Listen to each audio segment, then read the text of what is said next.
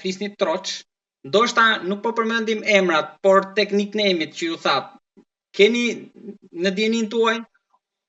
Po kanë dalë bre dhe nickname dhe unë kam qenë në arkive në sigurimit të shtetit edhe i kam marrë dosjet, mas pare kam marrë dosjen time që është shumë voluminoze, që jem ndjek si armik i komunizmit, armik i Shqipërisë, jem përndjek edhe në Suedi kur kam qenë, edhe në Evropë, edhe aty kam pa kolegë, dhe më thonë të mitë që më kanë spionu edhe në kohën kur kam ardhë në Shqipëri. Madje jam proces gjyqësor me njerin prej kolegëve të mi, si gazetar shumë i famshëm, për cilin, dhe më thonë, kam deklaru në emisionin e Qim Pekës, kam thonë që dy kolegë të mi me kanë spionu ose kanë dhënë informacione tek sigurimi i shtetit për çdo lëvizje timen, për çdo takim që kam pas me njerëz e kështu me radhë. Edhe sot i ki ata shumë fytyra të mëdha publike. Andej apo këtej Drinit? Andej Drinit, e këtej Drinit i ke Tutves, andej Drinit i ke të sigurimit, e ke këtej Drinit botusin edhe pronarin e gazetës Bota Sot për shembull, shko ban intervist me njerëz të shërbimit informativ shqiptar, merrja dosjen Xhevet Mazrekut edhe shihe që ai ka qenë i dërguar nga UDBA serbe në kohën e luftës të Kosovës me mision të caktuar në Tiranë. Por emra përmendet vetëm andej, jo këtej. Po përbes më fal, po kur farvlere nuk ka. A diçka më ja përmend këtyre emrat është sikur me të fol për ndaj prostitut, se kuj leshi si han as në Tiranë, as në Prishtinë, pse jeti spion. Madje m'ja përmendi ku emrin atje që ka qenë spion i sigurimit, vetëm gradohet akoma më lart, ngjitet akoma më lart, sepse njerëzit pastaj thonë ky që ka qenë spion mos po di ka diçka për neve, edhe këta janë shantazhues, këta, do më thonë, gazetarët që kanë punu për shërbimin sekret Jugoslav ose për sigurimin e shtetit, i kanë shantazhu njerëzit edhe në politik e ma shumë në biznes. Po çanta juaj figurative e zezë me incizime, regjistrime, dokumenta, dhe ku shkon? Si po mendon çanta e zezë? E mora krahasimin figurativ, sepse ne kemi babatakun këtu që sa herë dilte në dosje, në emisione, kishin një çantë të zezë. E thoshte kam dokumenta sekrete këtu. Tani këtë krahasim po e spostoj tek ju me incizimet, video incizimet, se shpesh herë në media jeni paraqitur me dokumenta të fortë, me incizime, regjistrime, por deri ku shkojnë këto? Dëgjoj, aja në aspektin profesional, dhe më thonë është sikur një jetues me fillu hetimet ndaj dikuj edhe me i tërgu publikut çka është duke ndodhë.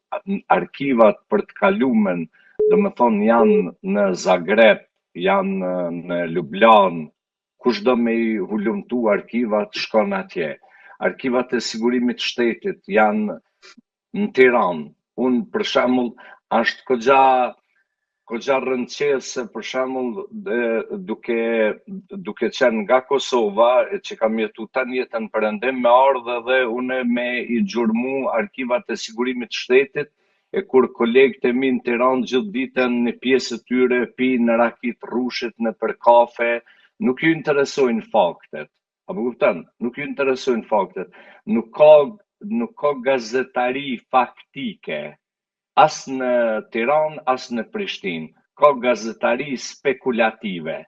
Dhe kur ne pastaj disa kokra të veçanta, dalim me ndonjë fakt, me ndonjë dokument, me ndonjë audio incizim, për shembull siç i kanë publiku ato audio incizimet e kryeprokurorit Hagës, Allan Tiger, me një dëshmitar që i kam dhënë disa vazhdime, normal që edhe kur i kam paralajmëru këto, kolegë tuet mi të kanë thonë, hajtë bre se ai veç ja rrasë ashtu kata, unë muj me ja rrasë katë, në qoftë se jam përballë ndonjë femre të bukur, a din?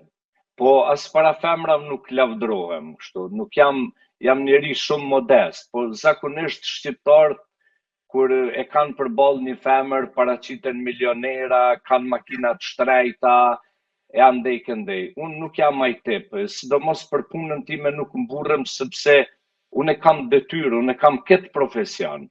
Unë s'di me maru shtëpi, as nuk di me bo synet. Këtë punë e baj që 20 vite, dhe çdo gjë që e baj me një përkushtim shumë të madh dhe e kam mision. Misioni im është me informu publikun, kaq.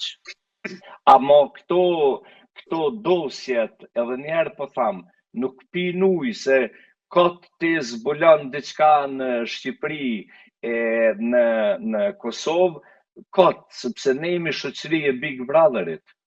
Ku ke potin bot mu zbraz kryqëtetin një vendi kur është nota e Big Brotherit. Të gjitha qytetet. Edhe diçka të fundit kam, zoti Zeka, qofse mund të përgjigjeni, po në aspektin personal për gjitha akuzat që kanë qenë këto ditë në media, në rrjetet sociale, për ju, pas rastit të Shehollit që keni qenë dëshmitar i prokurorisë vitet 80, por edhe për debatin me Kadri Veselin për Znaçkën, që e kanë rikthyer. Keni diçka për të thënë, jeni penduar për ato replika atëherë në kuvent? As pak jo, Kadri Veseli ka qenë miku i më i ngushtë, ka qenë edhe ashtë. Kadri Veseli merre videon, e ke poti videon e debatit në kuvent. Ju e keni thënë që unë nuk e kam me ju për të qeshurën. Jo, gabim e ke. Jo. Çka më thot mu Kadri Veseli? Mos qesh. Jo, po mos qesh, po pastaj vazhdimi, më pyet mu, thot mi lajm ku e ke Znaçkën. Po. Qa do të thot kjo? A din Znaçka që është? Prandaj po ju pyes. Znaçka është ai flamuri. Shqiponja. Bravo. Albin Kurti. Nuk ka qenë lufti, thoni ju që nuk e ka. Jo, ndëgjë shpjegimin. Albin Kurti me vetëvendosjes për të paraqit patriot, e që nuk e respektonin flamurin e Kosovës, i kishin bu flamujt. Edhe Kadri Veseli për ta tall vetëvendosjen e talli duke qenë ne miq përmes meje. Tha mi lajm ku e ke Znaçkën, pse se ke vu Znaçkën, se në qoftë se nuk e vën Znaçkën nuk je patriot. Pra Znaçka ishte shenja këtu, jo shenjë për ju. Jore, këto a problemi, dhe më thonë, këte deformime ka bo Tom Gashi. Dhe Kadri Veseli duke i gju vetëvendosjen, përmes meje, duke i tall ata që nuk je patriot në qoftë se e vën në xhaket Znaçkën, po je patriot në qoftë se respekton flamurin tanë, shtetin tanë, e tjera, ai më tha mu, me lajm ku e ke Znaçkën, se po nuk e vendose Znaçkën si e patriot. Kjo ka qenë historia. Dhe krejt kjo është deformu qëllimshëm. Por